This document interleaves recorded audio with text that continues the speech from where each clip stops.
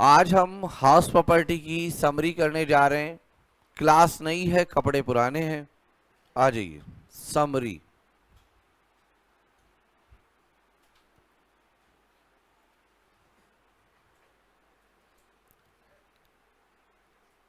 मैं कोशिश करूंगा उसी सीक्वेंस में लिखें जिस सीक्वेंस में कॉन्सेप्ट लिखे थे। अब देखिए इधर, computation of income under head. सबसे पहले हमने ये कॉन्सेप्ट देखा था क्लास में।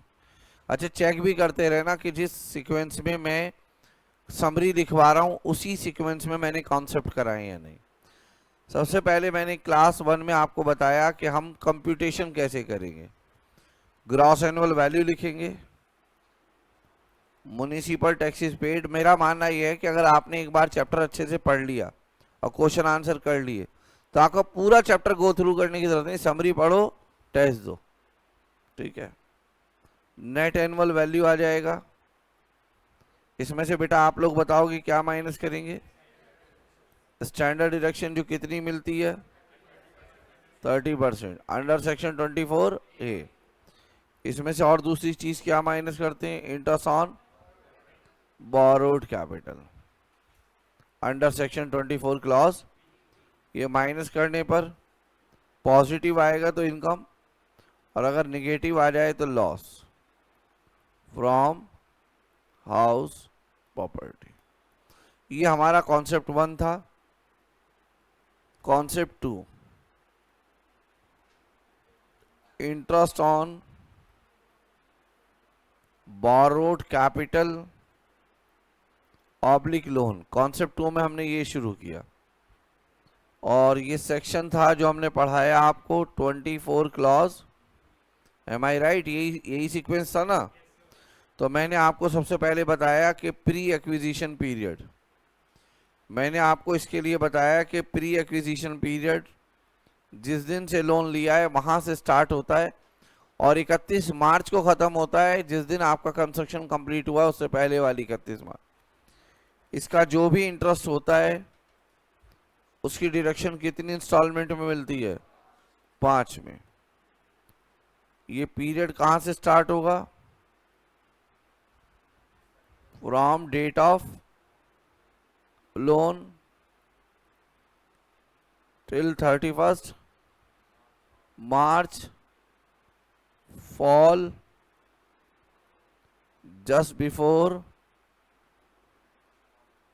एक्विजिशन। Am I right?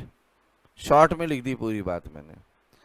एक प्रॉपर्टी के एक्विजिशन से जस्ट पहले, प्रॉपर्टी के एक्विजिशन से जस्ट पहले जो 31 मार्च आया वहां पे प्री एक्विजिशन पीरियड समाप्त हो जाएगा। दूसरा क्या है जी, पोस्ट एक्विजिशन पीरियड।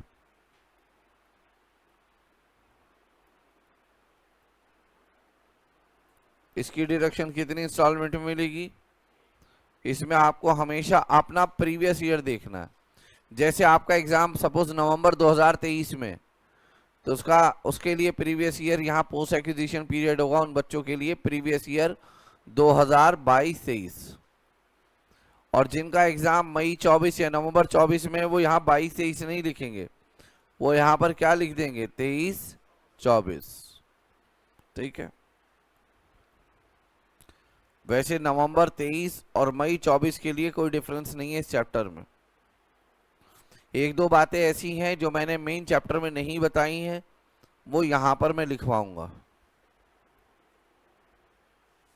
फिर मैंने तीसरी बात आपको इसमें यह बताई कि प्रॉपर्टी दो तरह की होती है, एक सेल्फ ऑक्यूपाइड और एक लेट आउट। सो का मतलब सेल्फ ऑक्यूपाइड, लो का मतलब लेट आउट, सोलो। फिर मैंने यहां पे बताया है जो प्री इंटरेस्ट है उसकी डिडक्शन कितनी इंस्टॉलमेंट में, 5 plus post interest. Second, limit देखनी हमको कितने की, 2 लाख की। इन दोनों में जो लोअर होगा वो हमारी डिडक्शन होगी। ये सिर्फ हम तब देखेंगे जब प्रॉपर्टी कैसी है, सेल्फ ऑक्यूपाइड। ये 2 लाख की डिडक्शन भी तब मिलेगी जब 3 कंडीशंस पूरी हों। ये 2,30,000 हो जाएगा if any of 3 conditions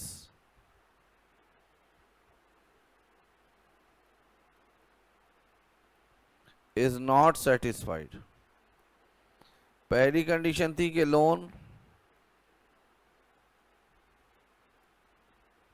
must be taken on or after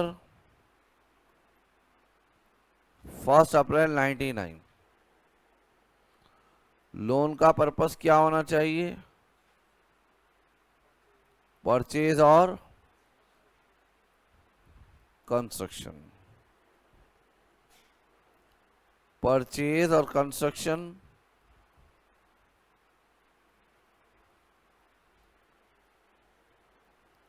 should be done within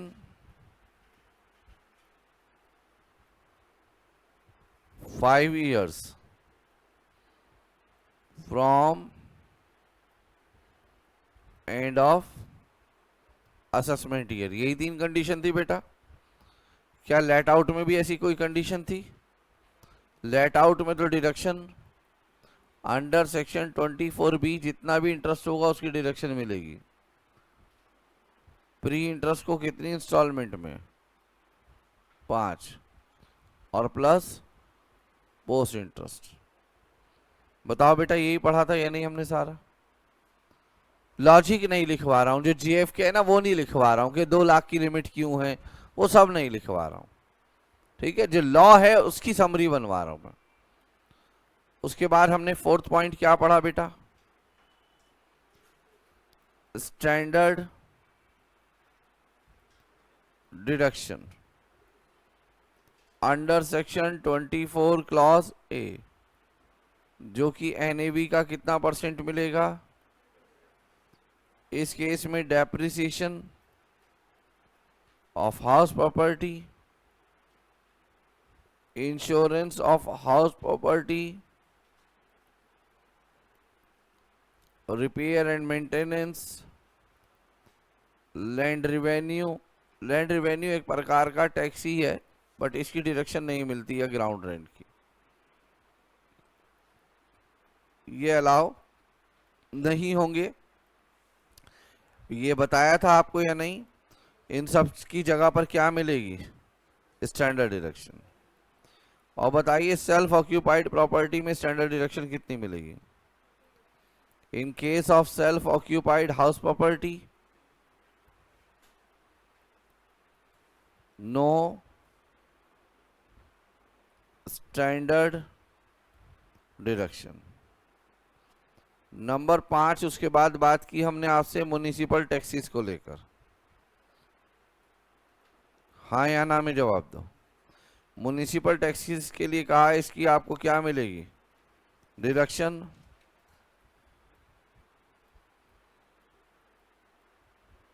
और इसकी डिडक्शन कहां से मिलेगी? ग्रॉस एनुअल वैल्यू से। कब?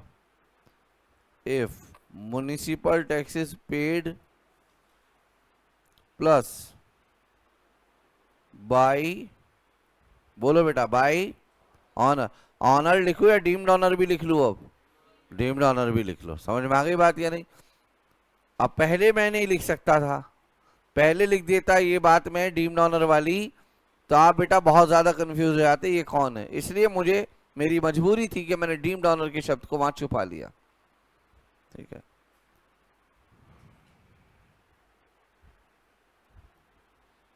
फिर इसमें मैंने आपको बताया municipal taxes paid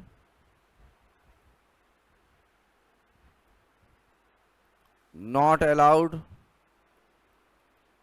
in case of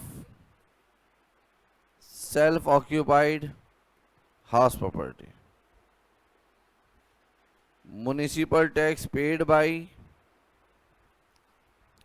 tenant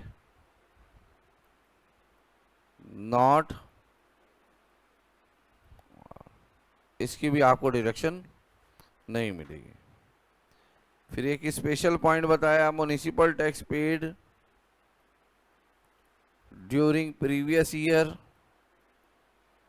of any financial year. अगर प्रीवियस ईयर में आपने किसी भी ईयर का म्युनिसिपल टैक्स पे किया है तो उसकी डिडक्शन मिल जाएगी, क्योंकि उसकी डिडक्शन जब आपने पे नहीं किया होगा पहले तब नहीं मिली होगी। और मैंने आपको कई बार बताया कि म्युनिसिपल टैक्सेस पेड की डिडक्शन पेमेंट बेसिस पर मिलती है। किस पर मिलती है? पेमेंट बेसिस पर। कॉन्सेप्ट नंबर 6 एक बड़ा कॉन्सेप्ट था जिसमें हमने क्या देखी? Gross annual value. अगर आप कहें तो मैं इसको हटा दूंगा, मैं हटाने जा रहा हूं। अभी ग्रॉस एनुअल वैल्यू को एक काम करना, अगर 10 लाइन हो तो नोट करना एक साथ, 10-12 लाइन हो तो 12 लाइन चाहिए मुझे तो नोट करना, वरना अलग पेज पे नोट कर लेना। और मैं सारे केसेस अलग अलग नहीं लिखूंगा, एक साथ टेबल बना के सारे केसेस जितने भी 8-9 केस हैं सारे एक साथ लिख दूंगा। ठीक है, देखिए इधर, देखिए पॉइंट नंबर 6 यानी कि कॉन्सेप्ट 6, इसमें हमने बात की जीएवी की under section 23 particulars, first, second, third, total मेरे ख्याल से 8 केस लिखवाए थे मैंने आपको। Fourth, fifth, sixth, 7, 8। सबसे पहले नेचर ऑफ हाउस प्रॉपर्टी, क्योंकि जैसा नेचर होगा उसके हिसाब से ट्रीटमेंट होगा। पहला लेट आउट, दूसरा बिजनेस वाली प्रॉपर्टी, तीसरा self occupied, fourth I think vacancy के बारे में बताया था, इसमें काफी टाइम लग गया था। पांचवा लेट आउट और कुछ पार्ट में क्या सेल्फ ऑक्यूपाइड। फिर एक केस बनाया था हमने ये वाला जिसमें तीनों चीजें थी। फिर एक था मल्टीपल यूज, नीचे घर है, एक फ्लोर पर बिजनेस है, एक फ्लोर पर लेट आउट है। और एक लास्ट वाला किया था अनरियलाइज्ड रेंट। ये 8 केस हमने पढ़े हैं। ठीक है, एक साथ में करा रहा हूं, देख लो। पहले 2 चीजें हैं जो मेन है, एक है बेटा एक्सपेक्टेड रेंट, इसके लिए हमेशा याद कर लें कोई भी क्वेश्चन हो हमेशा किसके लिए लिया जाएगा? 12 मंथ्स के लिए। अब मैंने यहां लिख दिया एक्सपेक्टेड रेंट कितने महीने के लिए लिया जाएगा? 12। कोई सा भी केस उठा के लिख लो, एक्सपेक्टेड रेंट हमेशा कितने महीने के लिए लिया गया? 12, नो डाउट। एग्जाम में क्वेश्चन आया। ठीक है, क्वेश्चन में जो डेट थी घर खरीदने की वो 1 जून थी। बच्चे ने एक्सपेक्टेड रेंट लिया 12 महीने का, आके मुझे बताया, कहने लगा वो सर 12 महीने का लिया मैंने एक्सपेक्टेड रेंट। मैंने कहा क्यों? घर तो तुमने 1 जून को खरीदा है, अप्रैल और मई में तो आपके पास घर ही नहीं था। तो कह रहा आपने ही तो लिखवाया था 12 महीने का लेना एक्सपेक्टेड रेंट। अब बेटा ऐसी जो महान बुद्धि है उसके लिए मैं कुछ नहीं कर सकता। और जबकि मैं थ्रू आउट द कोर्स छोटी छोटी बातों को टोकता हूं, हर बात को टोकता हूं, बच्चों के सोचने के तरीके को भी टोकता हूं कि बेटा आप ऐसे नहीं टोके। अभी आप देखना, अभी तो शुरुआत है कि ऐसे नहीं, ऐसे सोचें, ऐसे करें। अब बेटा एक बात बताइए, जब आपके पास अप्रैल मई में घर ही नहीं था तो क्या सेक्शन 22 लगेगा आपके ऊपर? अच्छा 22 नहीं लगेगा तो एक्सपेक्टेड रेंट का कॉन्सेप्ट क्यों लगेगा भाई? 23 तो तभी लगेगा सेक्शन जब 22 लगे। 22 सेक्शन है चार्जिंग सेक्शन। जब आपके ऊपर अप्रैल मई में आपके पास घर ही नहीं है तो चार्जिंग सेक्शन ही नहीं लग रहा, तो ये सेक्शन भी नहीं लगेगा। तो उस केस में जब आपने घर ही 1 जून को खरीदा हो तो एक्सपेक्टेड रेंट फिर जून के महीने से यानी कि 10 महीने का आता। जुलाई में खरीदा होता तो 9 मंथ्स का आता। मैंने तो ये नॉर्मल केस में लेके माना है कि अगर आपके पास पूरे वर्ष घर रहा तो एक्सपेक्टेड रेंट कितने महीने का लेंगे? 12 महीने का। और क्या लेंगे बेटा इसके कंपैरिजन में आप लोग जानते हैं? जरा बताइए, जोर से बोलें। क्या बात बोली है, जबरदस्त बात बोली है जो भी बोली है। तो एक्सपेक्टेड रेंट लेंगे पूरे 12 महीने का। और लेट आउट पीरियड में मैं मान के चल रहा हूं कि लेट आउट पीरियड भी हमारा कितने महीने है? 12 महीने। अब बताइए बिजनेस वाले को यहाँ कंसीडर करेंगे क्या? सेल्फ ऑक्यूपाइड वाले में कुछ कंसीडर करेंगे क्या? अच्छा, वैकेंसी वाले में एक्सपेक्टेड रेंट तो 12 महीने का लेंगे और एक्चुअल रेंट भी 12 महीने का ही लेंगे, बाद में लॉस माइनस करते हैं ड्यू टू वैकेंसी, है ना? अच्छा, यहां बताइए एक्सपेक्टेड रेंट तो 12 महीने का, बट एक्चुअल रेंट सिर्फ और सिर्फ किसका? लेट आउट पीरियड का। इस वाले केस में बताइए एक्सपेक्टेड रेंट तो 12 महीने का और actual rent let out period plus vacancy वाला पीरियड। सर ये क्या मतलब हो गया? बेटा आपने जब यहाँ पे लिखा तो कितने महीने का एक्चुअल रेंट लिखा है? क्या ऐसा नहीं हो सकता इसमें से 11 महीने प्रॉपर्टी किराए पर रही हो और 1 महीने प्रॉपर्टी वेकेंट रही हो? तो क्या यहाँ पर आप let out period plus vacancy period का एक्चुअल रेंट ले रहे हैं या नहीं ले रहे हैं? तो यहाँ पर भी लीजिए लेट आउट पीरियड और वैकेंसी पीरियड का। किसका नहीं ले रहे? सेल्फ ऑक्यूपाइड का। ठीक है, एक दो बच्चों ने कहा था कुछ लॉजिक में उनको दिक्कत है, तो वो मैं अलग से फिर से समझा दूंगा। फिर मल्टीपल यूज वाले में क्या करेंगे आप? एक्सपेक्टेड रेंट लेंगे सिर्फ किसका? जो आपकी प्रॉपर्टी कैसी है? लेट आउट पोर्शन है। और एक्चुअल रेंट भी बस किसका लेंगे बेटा? लेट आउट पोर्शन का। ये लेंगे, यहां पर ये लेंगे, मगर इसमें से माइनस करेंगे अनरियलाइज्ड रेंट। बोलो बेटा। और अनरियलाइज्ड रेंट के लिए हमें क्या पढ़ना पड़ेगा? रूल नंबर, बोलो बेटा, अभी नीचे लिखवा दूंगा इसको। फिर इन दोनों में से हम क्या लेते हैं? एक्सपेक्टेड रेंट और एक्चुअल रेंट में से हायर ऑफ अबव। जो भी इनमें हायर आएगा वो यहां लिखते चले जाएंगे। जो भी हायर आएगा उस हायर में से बस एक ही चीज माइनस होती है, लॉस ड्यू टू वैकेंसी। यहां वैकेंसी नहीं है, कुछ माइनस नहीं होगा। ठीक है, यहां माइनस होगा जितना भी वैकेंसी का लॉस है, यहां माइनस होगा, यहां कुछ माइनस नहीं होगा। लॉस ड्यू टू वैकेंसी क्या है? एक्चुअल रेंट इनटू में वैकेंसी पीरियड। सुनिएगा,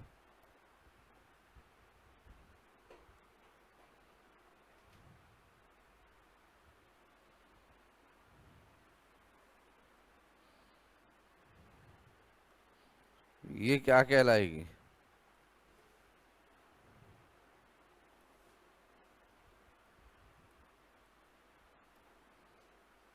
पता नहीं आपको बात समझ में आई या नहीं। यही 8 केस मैंने पढ़ाए थे। हो सकता है कहीं आपको कोई लॉजिक क्लियर ना हो, उस पर आप मेरे से आर्ग्यूमेंट कर सकते हैं अलग से बैठकर। ठीक है, मगर लॉ यही है जो मैंने आपके सामने लिखवाया। तो आपको अब अलग अलग जगह जाके पढ़ने की जरूरत है, सीधा ये देखिए और क्वेश्चन करिए। ठीक है, नोट कर लिया बेटा आप लोगों ने? जल्दी करो बेटा, टाइम नहीं है हमारे पास। हाथ को मशीन बना दे, टाइम लगेगा।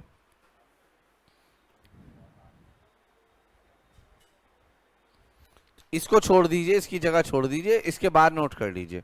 टेबल को छोड़ दीजिए अगर अभी टाइम लगेगा तो आपको। इसके बाद वाला नोट करिए साथ में। Important point, in case of more than 12 months, sorry, in case of more than 2 house property, क्योंकि हम ऊपर ना deem to be let out वाला नहीं लिख पाए है ना। In case of more than 2 house property, if self occupied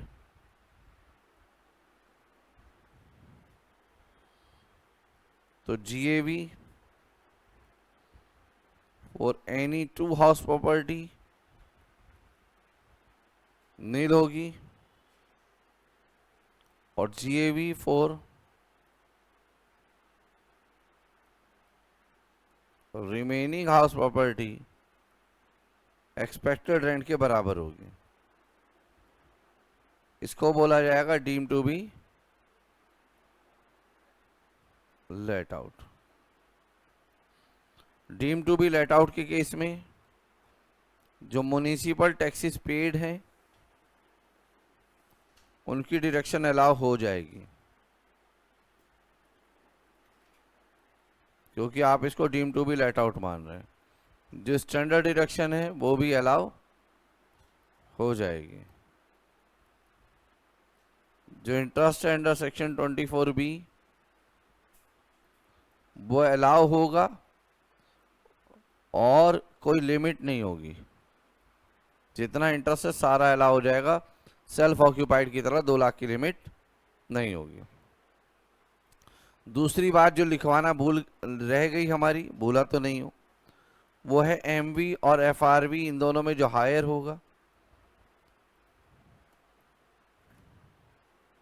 हमारी कोशिश है कि समरी में सारी बातें आ जाएं, कोई बात रह जाए तो छोटा भाई समझ के माफ कर देना।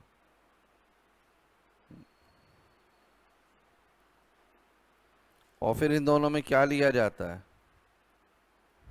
लोअर, वो कहलाता है एक्सपेक्टेड रेंट। म्युनिसिपल वैल्यू और फेयर रेंटल वैल्यू का हायर, हायर और स्टैंडर्ड रेंट में से जो लोअर होगा वो क्या कहलाएगा, एक्सपेक्टेड रेंट। ये था 6 कॉन्सेप्ट जो हमने 3 दिन में किया। सिर्फ जब तक पहली बार करोगे ना तब टाइम लगेगा, फिर एकदम स्मूथ हो जाएगा। मैं बच्चों को यही समझाता हूं, अगर आप डेडिकेटेड तरीके से डे 1 से पढ़ाई शुरू कर दें, आप फेल नहीं होंगे, आप घबराएं नहीं।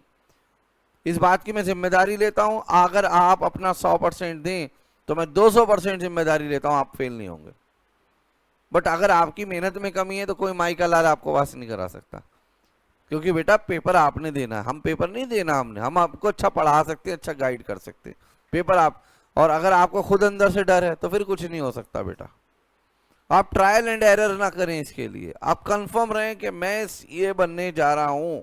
एटीट्यूड हाई रखें, घमंड नहीं, एरोगेंट नहीं बनना है, पोलाइट रहें, ठीक है, हम्बल रहें, मगर एटीट्यूड हाई रखें।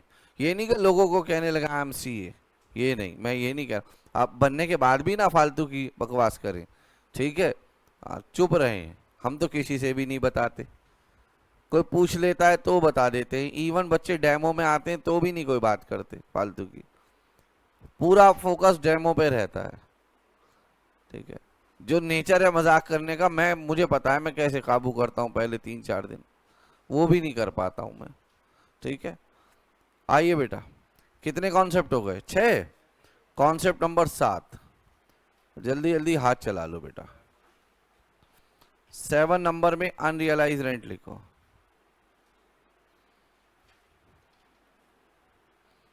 अनरियलाइज रेंट का रूल नंबर क्या है बेटा, इसके लिए पहली कंडीशन है डिफॉल्टिंग टेनेंट प्रॉपर्टी खाली करके चला गया हो। प्रॉपर्टी या तो उसने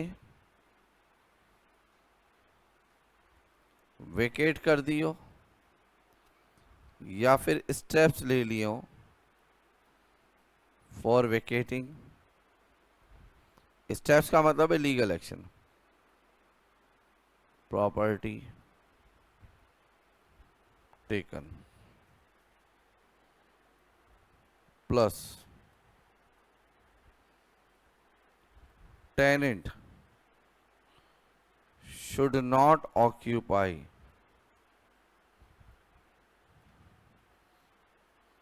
any, हमारे किराएदार के पास हमारी कोई और दूसरी प्रॉपर्टी ना हो जो डिफॉल्टर है। और तीसरा, रेंट रिकवरी के लिए हमने एक्शन ले लिया,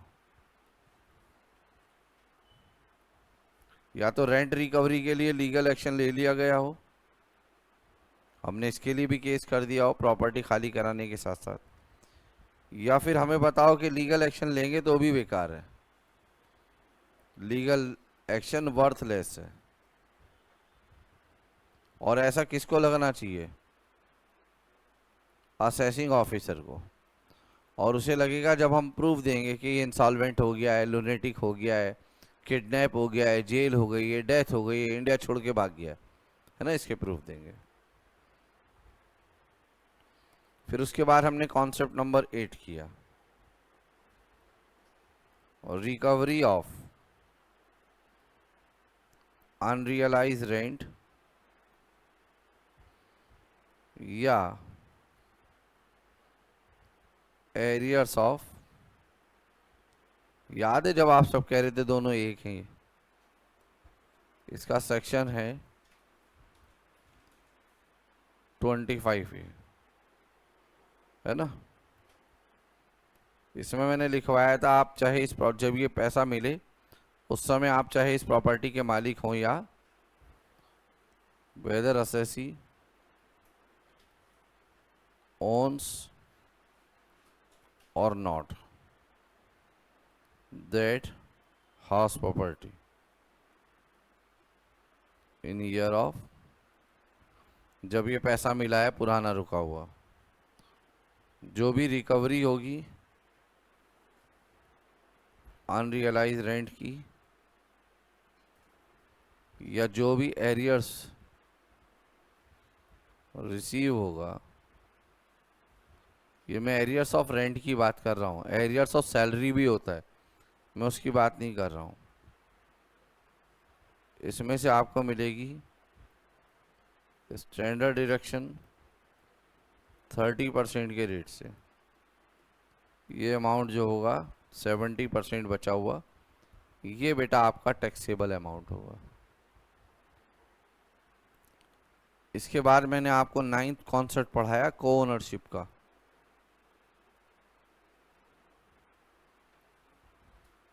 सेक्शन था 26। इसमें आप को बताया गया कि कंप्यूट करें income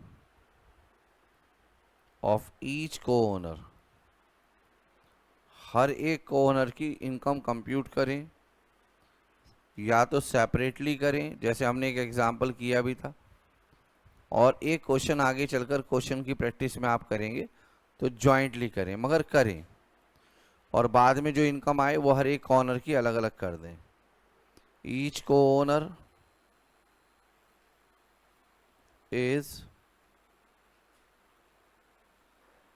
chargeable to tax under head house property for his or her share। और यहाँ जो इंटरेस्ट ऑन बोरोड कैपिटल की डिडक्शन है वो 2 लाख रुपए मिलेगी in case of self occupied house property, और सबकी मिला के 2 लाख नहीं है, याद है ना, फॉर ईच को ओनर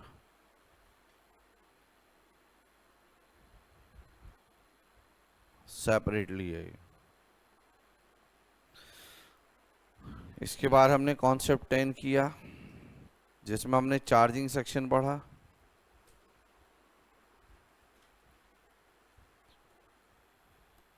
सेक्शन नंबर 22, इसमें बताया मैंने रेंटल इनकम आएगी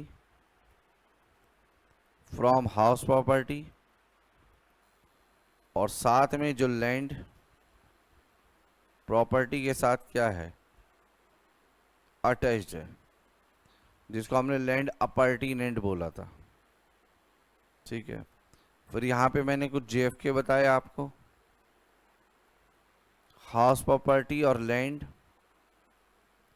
अटैच्ड होनी चाहिए, तभी लैंड से मिलने वाला रेंट हाउस प्रॉपर्टी में आएगा, ठीक है। अटैच्ड होनी चाहिए, एंड टेनेंट मस्ट भी क्या होना चाहिए सेम। इस केस में फिर जो टोटल रेंट मिलेगा हाउस प्रॉपर्टी और लैंड का, हाउस प्रॉपर्टी हेड में आएगा। अगर ज़मीन और घर अलग अलग है या फिर किराएदार अलग अलग है तो फिर ज़मीन से मिलने वाला किराया हाउस प्रॉपर्टी हेड में नहीं आएगा। हाउस प्रॉपर्टी हेड में कोई इनकम तभी आती है जब असेसी या तो प्रॉपर्टी का ऑनर हो या फिर क्या हो डीम्ड ऑनर, जिसके लिए हमने 27 पढ़ा। उसके बाद हमने एक कॉन्सेप्ट और पढ़ा जिसका नाम कंपोजिट रेंट था। इसका कोई सेक्शन नहीं था। इसमें केस 1 पढ़ा हमने रेंटल इनकम। अगर एसेट से हो रही है रेंटल, सॉरी प्रॉपर्टी से हो रही है रेंटल इनकम, तो हाउस प्रॉपर्टी हेड में टैक्सेबल होगी। और अगर सर्विसेज के लिए मिल रही है, लिफ्ट, सिक्योरिटी, मेंटेनेंस, तो इनकम फ्रॉम अदर सोर्स में जाएगी रेंटल इनकम। फिर दूसरा बताया, हाउस प्रॉपर्टी के साथ अगर एसेट्स का किराया मिल रहा है तो हमको देखना है कि वो लेटिंग सेपरेबल है। लेटिंग अगर सेपरेबल लेटिंग है तो हाउस प्रॉपर्टी का किराया हाउस प्रॉपर्टी हेड में जाएगा और एसेट्स का किराया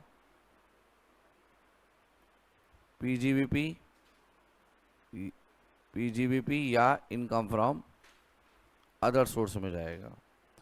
बट अगर लेटिंग इनसेपरेबल है, जहाँ किराएदार कह दे मैं प्रॉपर्टी लूँगा ही नहीं बिना एसेट्स के, इनसेपरेबल लेटिंग है, जैसे कि होटल वगैरह में होती है, इस केस में टोटल रेंट जितना भी मिलेगा वो सारा आपका पीजीबीपी में या फिर इनकम फ्रॉम अदर सोर्स में जाएगा। इसके बाद लास्ट कॉन्सेप्ट है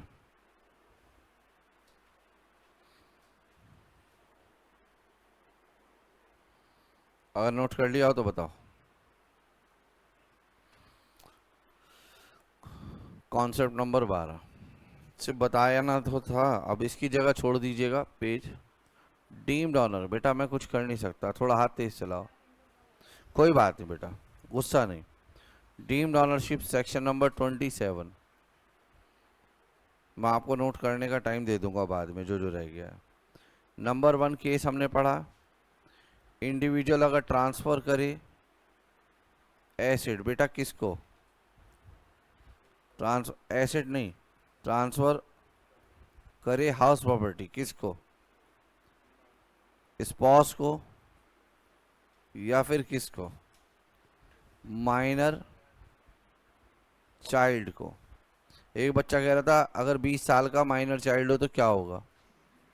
कल ही पूछी है क्वेरी, आप में से मेरे याद नहीं आ रहा किस महा शख्सियत ने क्वेरी पूछी है, मेरे याद नहीं आ रहा। फरदीन ने पूछी है, ठीक है। नहीं पूछा तो यही था भाई, देखो आप पूछना कुछ और चाह रहे हो, ठीक है। कह रहा 20 साल का, बेटा 18 के बाद वो कर्नल मेजर बन जाते हैं, कर्नल। एक्सक्लूडिंग क्वेरी तो बहुत गंदी गंदी पूछी जाती है, मैं आपको बता भी नहीं सकता। माइनर मैरी डॉटर, बहुत सारी तो हम हंसी में टाल देते हैं। पता है गुस्सा कब आता है? जब एग्जाम आ रहे हो और वाहियात को क्वेरी पूछी जाए, तब ये लग समझ में आ जाता है हमारे इस बच्चे का कोई लेवल नहीं है। हम उसे कुछ, वो कहता पास हो जाओ, हमने बेटा पक्का पास है, क्या क्या बोले बेटा, ठीक है। क्वेरी से पता चल जाता है। आप बस हमसे ये पूछना हमारी क्वेरी कैसी है। अगर मैं कह दूं ना वाहियात हैं, घटिया हैं, तो समझ जाओ मेहनत अच्छी नहीं चल रही। बस ये कोड वर्ड होगा। मैं किसी को ये तो बोलूंगा नहीं बेटा आप रह जाएंगे, डिमोटिवेटेड बातें थोड़ी करूंगा मैं तो आपको मोटिवेशनली बूस्ट करूंगा कि भाई पढ़ें, आप बहुत मेहनती कर रहे हैं, आप तो रैंक लेकर आएंगे, ये वो ऐसा बोलना पड़ेगा बेटा, है ना। नेगेटिव बात थोड़ी बोल सकता हूँ बच्चे को। कभी कभी पॉजिटिव बातें बोलने से भी बहुत फर्क पड़ता है। और मैं बच्चे को एक अरे तुम तो यार पक्का फेल होगा, तुमसे कुछ नहीं होगा, बच्चा कहेगा जब मुझसे कुछ होगा ही नहीं तो छोड़ना, फिर तो निगेटिव नहीं बोलेंगे हम। कोई मतलब कभी एक दिन आता है फिर 5 दिन छुट्टी, 5 दिन नहीं आता फिर 10 दिन, हम उसे भी कहेंगे तुम पक्का टॉपर हो बेटा। बस हम ये नहीं बता रहे उसे नीचे से टॉपर है वो, ठीक है। यहाँ पे कुछ एक्सेप्शंस हैं, वो क्या क्या एक्सेप्शंस हैं? एक्सेप्शन नंबर 1, ट्रांसफर किया जाए फॉर, आपने कल देखा भी था कितनी अच्छी अच्छी क्वेरी आपने लास्ट क्लास में इसको लेकर पूछी थी, एडिक्वेट कंसिडरेशन। तो वो पूछेंगे आप, उसकी कोई दिक्कत नहीं है, अभी की कोई दिक्कत नहीं है। मगर आप अपनी सभी चीज़ें, और अगर वेरिएशन होगा तो कितने का वेरिएशन हो सकता है? 50,000 का, वेरी गुड। या फिर दिया जाए ट्रांसफर फॉर लिव अपार्ट या डिवोर्स के केस में, है ना। फिर हमने बी नंबर पढ़ा, होल्डर ऑफ एन इंडिविजिबल या इम्पार्टिबल एस्टेट। इसमें एक जेएफके बताया, अलॉटेड पैलेस टू किंग नवाब, वो क्या होगा, किसी को याद है सेक्शन?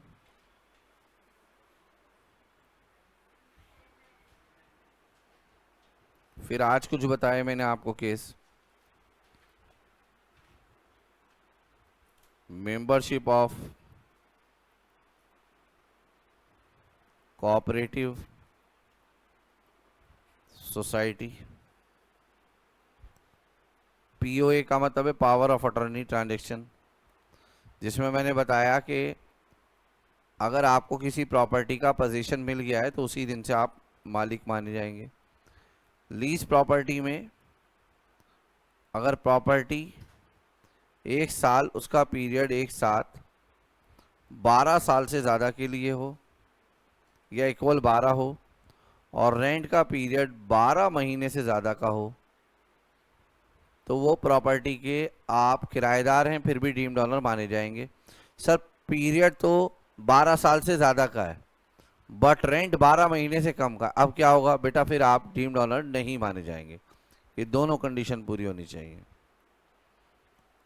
ये जो आपने ए टू ई देखा है, असेसी को हम क्या मानेंगे, डीम्ड ऑनर, और कोई भी डीम्ड ऑनर माना जाएगा तो उसके ऊपर भी सेक्शन नंबर 22 लगेगा। ठीक है, एक मैं और कॉन्सेप्ट बता रहा हूं आपको जो मैंने पहले नहीं लिखवाया है। ठीक है,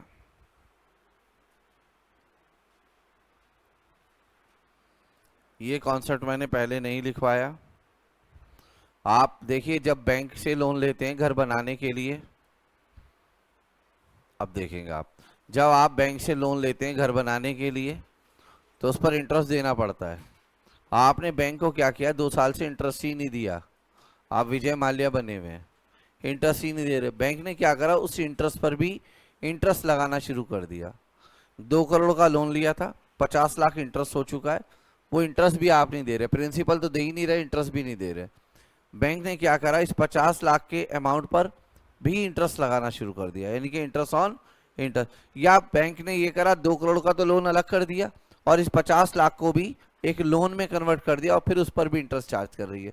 तो मेरा क्वेश्चन ये है कि जो 50 लाख का अमाउंट है, इस पर जब इंटरेस्ट लगेगा उसकी डिडक्शन मिलेगी या नहीं? क्वेश्चन समझ में आ रहा है, हाँ या ना? तो जरा दिमाग पे जोर डालिए। 24B कहता है इंटरेस्ट ऑन बोरोड कैपिटल। आप बताइए 50 लाख इज बोरोड और नॉट बोरोड? नॉट, तो डिडक्शन नहीं मिलेगी, सिंपल हो गई बात। बोरोड कैपिटल की इंटरेस्ट की डिडक्शन मिलेगी। आप समझ रहे हो उस एक वर्ड का महत्व कितना, जिसको हम इग्नोर करके जा रहे थे, बस ऐसे ही समझ रहे थे। बोरोड कैपिटल, इसलिए लॉ में लोन नहीं लिखा है, बोरोड कैपिटल वर्ड लिखा है। एक एक चीज का इंपॉर्टेंस है। ये भी तो लिखा हो सकता था, interest on loan to be allowed under section 24 clause B. फिर क्या होता, ये 50 लाख को जब बैंक लोन में कन्वर्ट करता तो असेसी कहता मुझे इसकी क्या दो बेटा, डिडक्शन। दूसरा एक बात मैंने और बताया था, सिंपल इंटरेस्ट की डिडक्शन मिलती। किसकी? ये जो आप इंटरेस्ट कैलकुलेट करते हो ये सिंपल इंटरेस्ट होता है, और इंटरेस्ट पर इंटरेस्ट क्या चीज होती है, उसकी डिडक्शन नहीं मिलेगी। तो आप कैसे भी समझ रहे, तो सबसे ज्यादा सटीक जवाब है interest on borrowed capital, interest on interest नहीं। हेडिंग डालिए।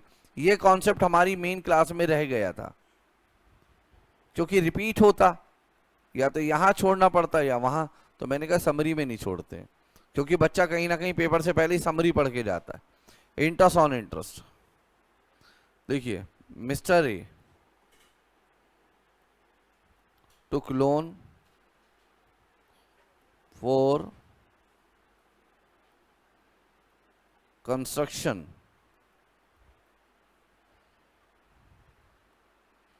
10 लाख रुपए का 10% के रेट से। Interest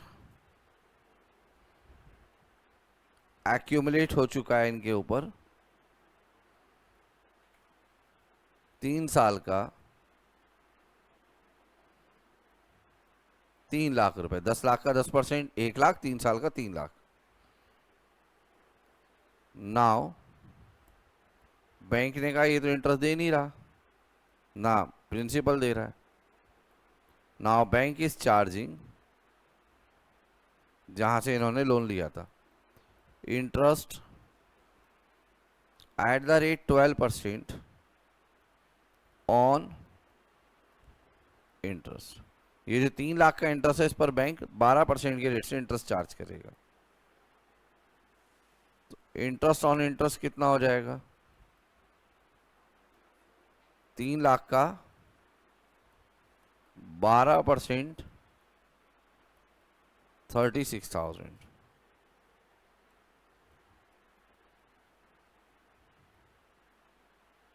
is it allowed? ये क्वेश्चन है। जवाब क्या है? No. Interest on interest is not allowed।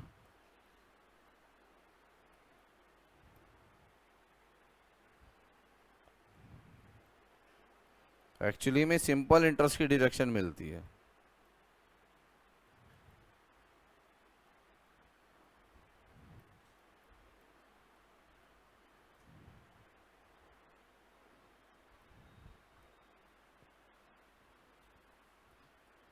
और इंटरेस्ट पे इंटरेस्ट क्या हो जाएगा?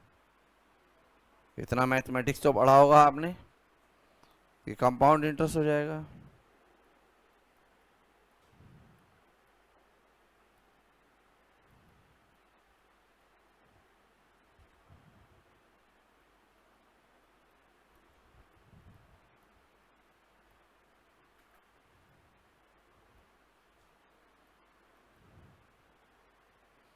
ठीक है, एक दो बातें मैं इस बार एक्स्ट्रा लिखवा रहा हूं, उसे सुन लो। कॉन्सेप्ट समाप्त हो चुका है, मैं कुछ इंपॉर्टेंट पॉइंट्स लिखवा रहा हूं। कभी कभी क्या होता है, सुनो बेटा, हमने ना, ऐसा बहुत होगा, होम लोन लीजिए आपने होम लोन लिया,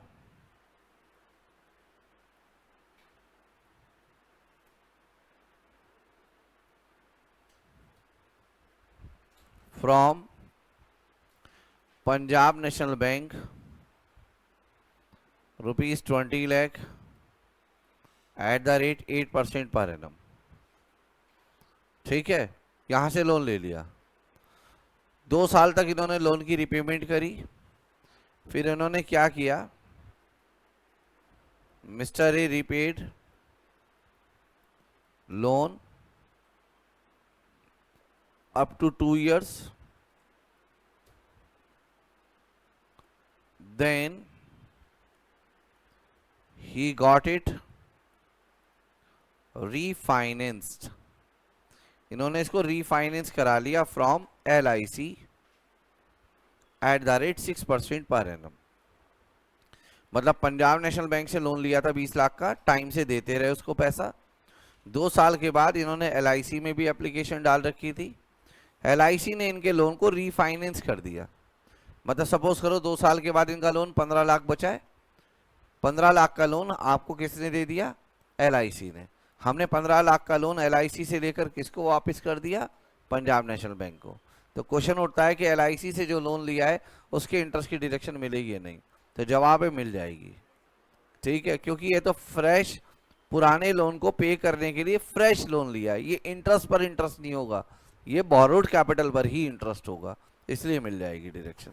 मतलब एक बैंक से पहले लोन लिया, घर खरीद लिया, वो बैंक का रेट थोड़ा ज्यादा था, इमरजेंसी थी, आपने ले लिया लोन। अब आपने साथ में दूसरे बैंक से भी बात कर रखी थी, क्योंकि बैंक टू बैंक रेट अलग होते हैं। या आपने किसी मनी लेंडर से लोन ले लिया, अब मनी लेंडर लोन का इंटरेस्ट रखता है 20%।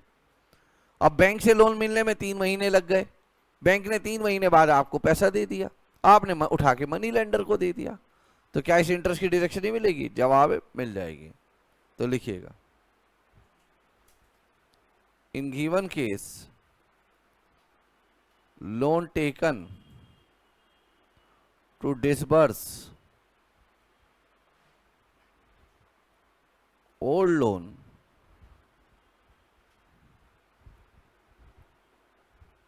then interest on fresh loan allowed। यानी कि पुराने लोन को लौटाने के लिए अगर कोई फ्रेश लोन लिया है तो उसके इंटरेस्ट की डिडक्शन मिल जाएगी, कोई दिक्कत नहीं है। एक और इंपॉर्टेंट नोट लिखिए,